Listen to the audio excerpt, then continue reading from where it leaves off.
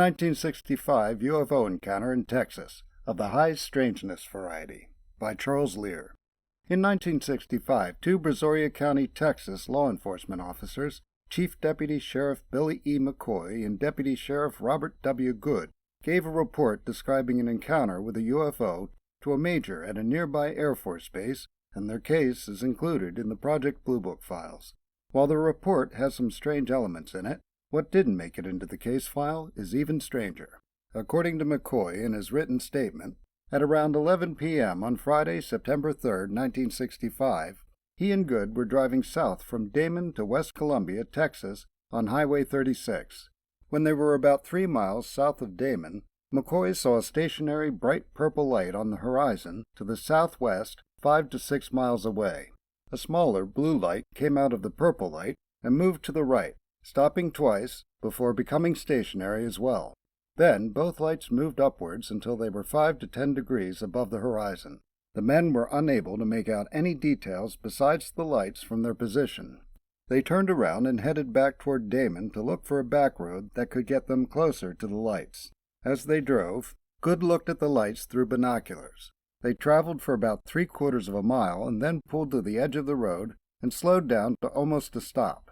Good was looking through the binoculars through his open window as the lights moved towards them at a rapid speed.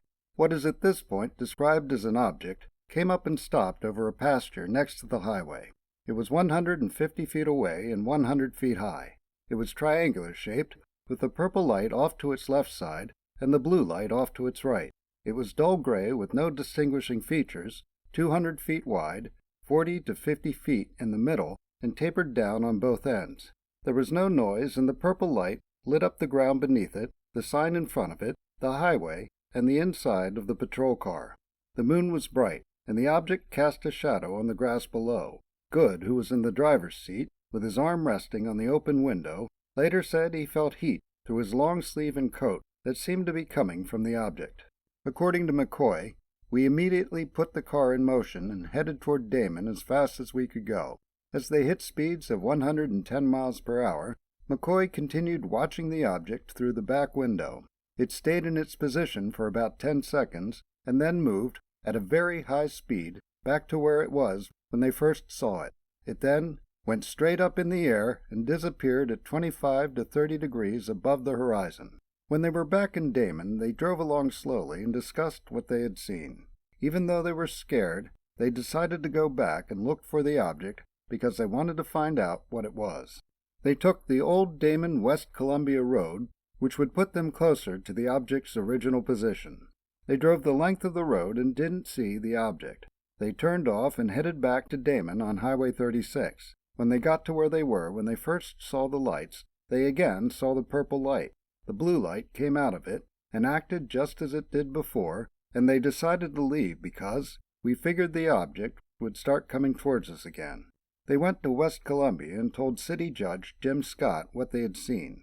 Scott went to the area with his family and stayed there for an hour and a half and left without seeing anything. Major Lawrence R. Leach, Jr., who took the report at Ellington Air Force Base, wrote this in his report under conclusions. After talking with the officers involved in the sighting, there is no doubt in my mind that they definitely saw some unusual object or phenomenon.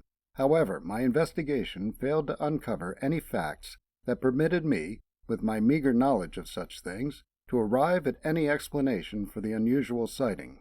Both officers appeared to be intelligent, mature, level-headed persons, capable of sound judgment and reasoning. Chief Deputy Sheriff McCoy holds a responsible position in the department, requiring the supervision of over 42 personnel. Both officers have been subjected to considerable friendly ridicule from their contemporaries and the local townspeople, but have continued to profess the facts of their sighting. Furthermore, the sighting has stirred up considerable interest in the local newspapers, radio, and television, causing them considerable embarrassment and inconvenience. The conclusion on the Project Blue Book record card is unidentified. McCoy told his story 30 years later during an interview with Colleen Kenyon for the Brazoria County Historical Museum Oral History Collection, and Rhonda Moran wrote an article about McCoy's interview and what he and Good said they experienced that night and afterwards in an article headlined "The Night of the UFO," published in the September 13, 1995 Brazosport Facts. Good told his side of the story, and it turns out that an incident with a baby alligator was the reason he and McCoy were patrolling together that night. Good had brought the creature home to show his kids, and wound up getting bit when he went to pick it up by its tail while releasing it into the wild. According to him, it nearly took my finger off. He bandaged his left index finger and headed for a football game he was scheduled to work that night before going on patrol. He didn't seek medical attention because, according to him, there wasn't but one doctor in town, and he was going to be at that game. When it was time to go on patrol, he asked McCoy to come with him because he was worried that his finger might start hurting enough to affect his driving. Moran continues the story from McCoy's interview with Kenyon, and it's similar to the version in his statement. He adds the detail that there was a lot of excitement in the car during the incident, quite a bit of hollering and yelling. There was some words that probably shouldn't be repeated on this tape. He describes that the object moved from where they originally saw it to its position over the pasture in just the blink of an eye. McCoy describes them having scrambled eggs and coffee at 3 or 4 in the morning, and him saying to Good, "Well, Bob, you know one good thing about this, it made you forget about your finger hurting." Good realized that his finger wasn't sore, and he took the bandage off. According to McCoy, the finger looked like it was almost healed, instantly. The next day, you couldn't hardly see the scars on his finger. Moran wrote a companion piece headlined, "Odd-Looking Visitors Leave Deputies Wondering," that was printed just above the other article. It tells of what happened 2 days after the sighting, after it was reported to the Air Force, but before it was reported to the media. According to McCoy on tape, 2 men came to the Brazoria County Courthouse looking for him and Good. McCoy was off that day, and the dispatcher called Good, who met the men at the Twin Oaks Cafe in West Columbia. According to McCoy, Bob said they were 2 small men wearing dark suits, little derby hats, and they introduced themselves as being reporters from Pasadena. But they didn't give a business card, and Bob said he didn't remember what they said their names were. They described the sighting to Good and told him that if he and McCoy hadn't been afraid and had stopped, the craft would have landed and they would have been invited to take a ride. According to McCoy, the men said that he and Good would have been shown things that humans could only imagine, and we would have been brought back and released unharmed, but that we couldn't have told anyone about it. If they did tell anyone about it, they would have returned and made jabbering idiots out of us.